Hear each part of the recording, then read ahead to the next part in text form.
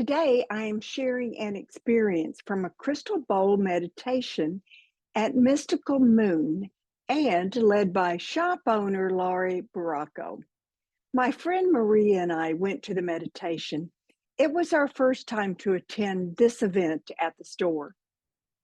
We were the first to arrive, and after registering, we were instructed to draw a card from a deck of oracle cards that were scattered on a table face down. We also were to choose a small polished stone. They were all jasper, and we were to hold that stone during the crystal bowl meditation. So we picked a card, a stone, and we went to the back of the store where the meditation would start in about 25 minutes. We found a couple of chairs and made ourselves comfortable. I looked at the card I had just drawn. Over the years of using oracle cards, I've learned how appropriate and how important they can be. So I was very eager to see what mine was. The words on the top of the card were valiant courage, taking action with passion. I thought, how appropriate this card is, considering what had happened earlier that week to me at a Chico's clothing store that ended up going into lockdown. You can find that episode. It's called Life Lessons at Chico's. It's learning how to reframe life when you are in a very uncomfortable situation, whether you feel threatened, your life might be in danger, or any other high anxiety situation. My card showed a man riding a horse, and I had another thought. Just the day before, I had bought a dozen new 3-inch tall plastic horses and unicorns that I had given to my granddaughters. I have this beautiful, large, lifelike, detailed toy barn with 8 stalls and a fenced corral. When the grandkids come over, the first thing we do is pull the barn out, all the fences, and the dozens of horses. They've outgrown the wooden castle that we used to use for princesses, and we've now converted that into another stable. We have so much fun. So seeing a horse on the card seemed quite appropriate, and it brought a smile to my face. Horses have always been important to me, including bringing that passion to my grandchildren. I tucked the card away and I slipped off my shoes. And as soon as I did and my feet hit the ground, I felt very strong energy coming up from the ground. The tingles on the sole of my feet moved up through my body, through my legs.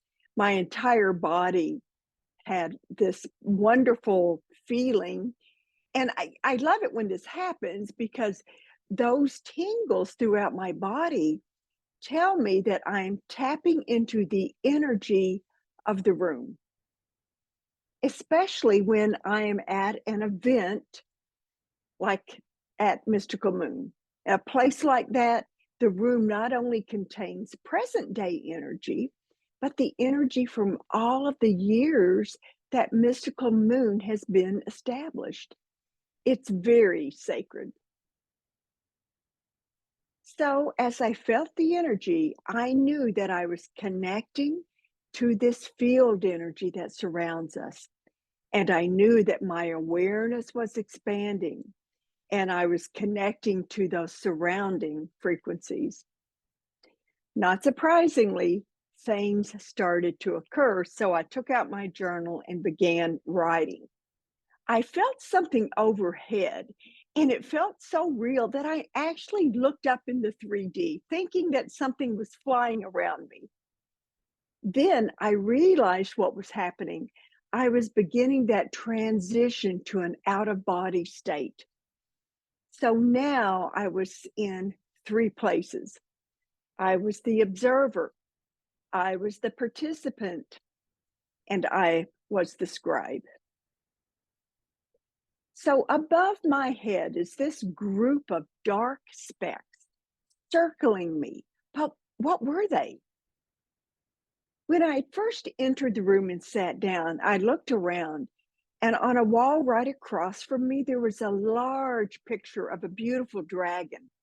So my first thought was, oh, I bet those are dragons above me, flying in a circle. So I wondered if that 3D picture had triggered a 5D experience. Or even worse, I thought, maybe I'm just making this up. So after all these years, that old doubt often creeps into my experiences. But that's fine with me because it keeps me on my toes.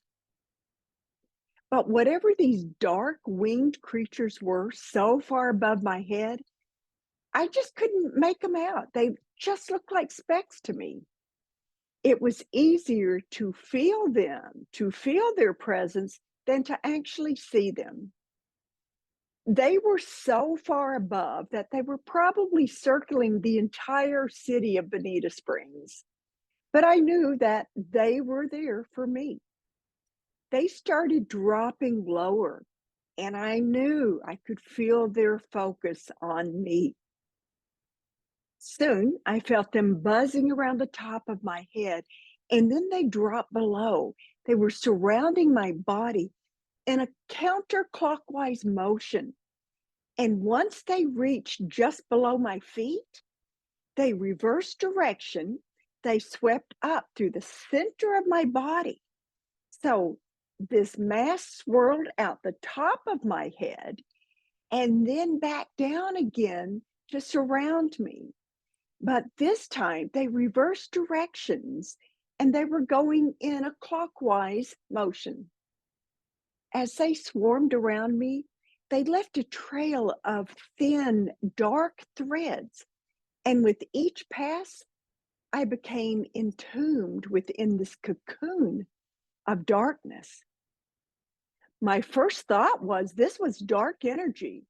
And I immediately started taking deep breaths, probably because of anxiety.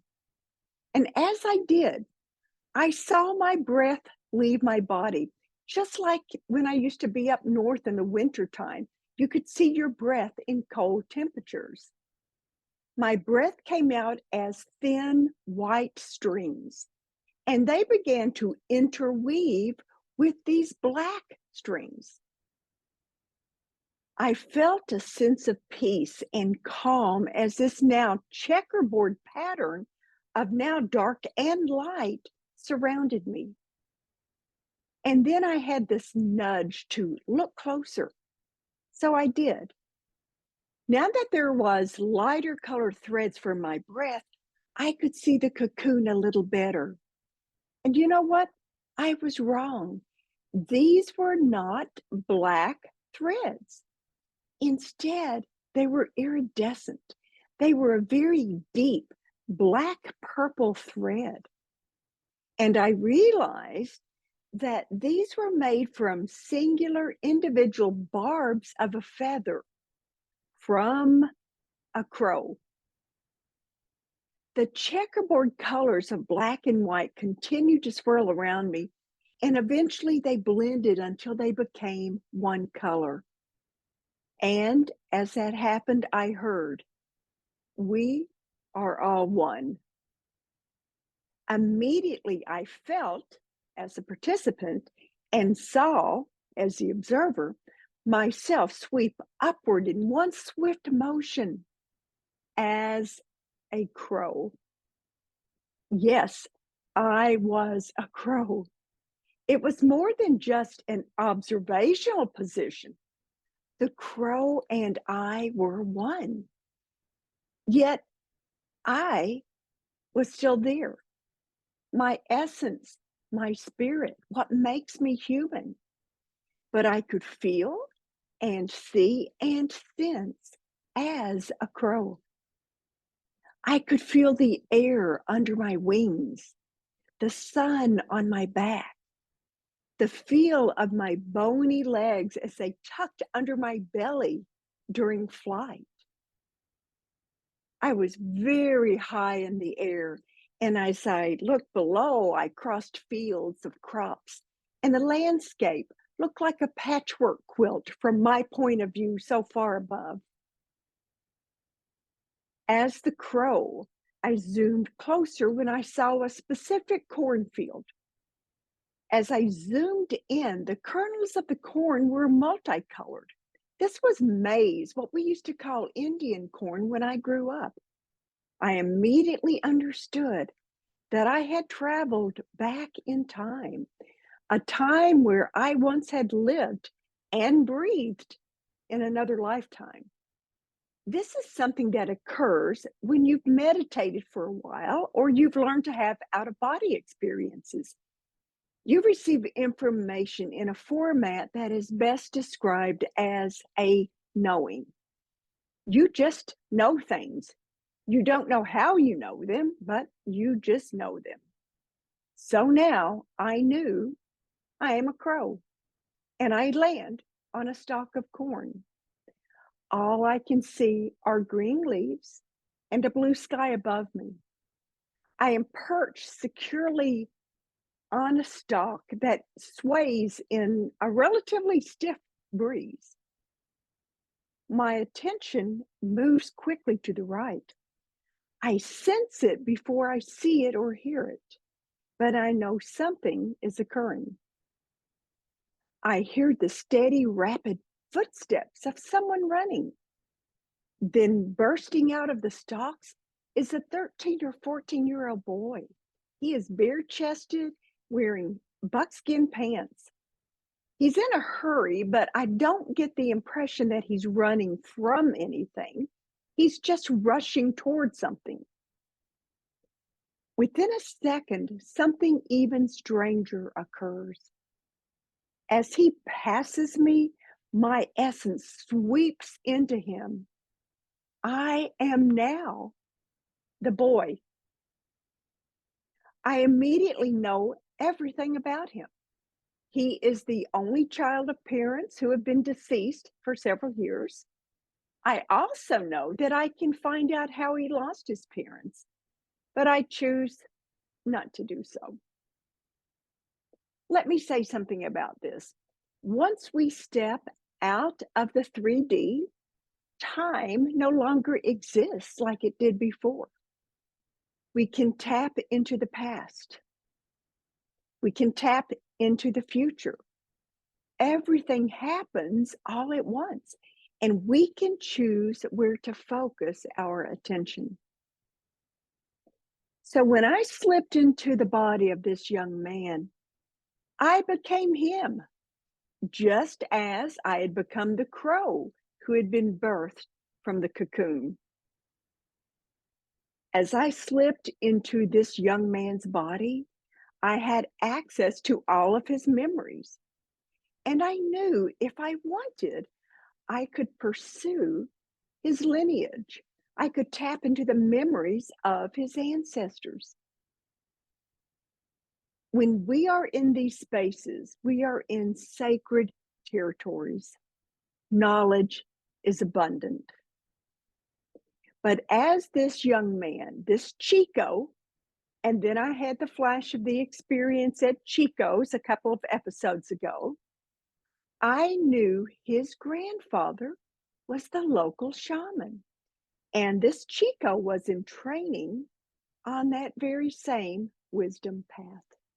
So as I am learning the way of the crow, I hear the crow say that I have blended with this body, the boy, and have taken this ancient history into my current existence. Again, ancient history and current times are one and the same. My mind immediately goes to my plan at Chico's clothing store while we were in lockdown. The plan: stash my granddaughter where she wouldn't be seen, camouflage her, then throw my body over hers, protection at all costs. Next, these words came: breathe in, breathe in. Allow the divine energies of the past to bring forth goodness within your heart. I then took a deep breath and I found myself returning to Mystical Moon. The cocoon unravels, but now I am different. I have changed. The message continues. For within you, the life of this indigenous young man lives. For within you lies the wisdom of the crow. The past is past. Move upon this earth with the intention of the present coexisting with the principles of unity. As the bowls continued to sing, I realized the crow was the young boy's power animal. The crow bridged the space of time that had connected me to both the crow and the young boy. As the boy ran through the field, I realized he was teaching me. I was learning the way of the crow, how to be crafty, how to be smart, how to take flight, how to hide among the fallen leaves of the landscape. And those were the skills I had engaged during the lockdown. I began to get very hot, and when that happens, I recognize it as an energy event. I know it is the burning, the transmutation of energy that no longer serves me. Within a few minutes, the bowls ended, and as a group, we debriefed.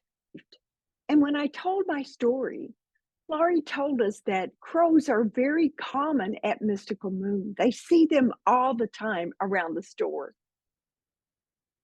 As I left, I realized how significant this event was for me. Once I got home, I looked up the spiritual meaning of crows. I learned that they are an intermediary between this world and the spirit world. Well, that certainly rang true. I also read that crows are the bringers of messages from beyond. Yep, I could check that one off too. Crows carry immense wisdom, power, and transformation beneath their wings. They are incredibly beautiful, positive, and life-changing beings. As I became the crow and became the young indigenous man, I had stepped outside of the parameters of our 3D world. This out-of-body experience had allowed me to dip my toes into that divine river of spirit where time no longer exists as we know it. It gave me a chance to become part of that divine field of energy where everything is connected. It's that waveform that allows us to be in 3 places or more at the same time. I was the participant who transformed to a crow and then to a young man. I was the observer, watching this from an aerial perspective. I was the scribe, furiously writing as these experiences occurred in 3D real time. Bob Monroe from Monroe Institute begins most of his affirmations with one statement. I am more than my physical body. There is such wisdom in those words. When we begin having out-of-body experiences and we step outside the realms of the 3D, our world expands. We realize nothing is impossible. We can travel to the past to change the future, which might be what we experience now in the present. I think that's precisely what had happened with me and this Chico. When we step outside the parameters of the physical world, magic happens. It's not really magic, it's not even woo-woo, but it seems that way in comparison to our 3D lives. I'm sure you know those people who can always find parking spaces when no one else can. Now multiply that 100 or 1,000-fold. It's all about potential. It's choosing our future by healing our past. It's learning to see without using our eyes. It's learning to hear beyond what our ears can measure. But most importantly, it's learning to trust our hearts and allowing that powerful organ to guide us into the sacred realms of the divine, where we can find truth. Enjoy the journey. Thank you for tuning in, and until next time, goodbye.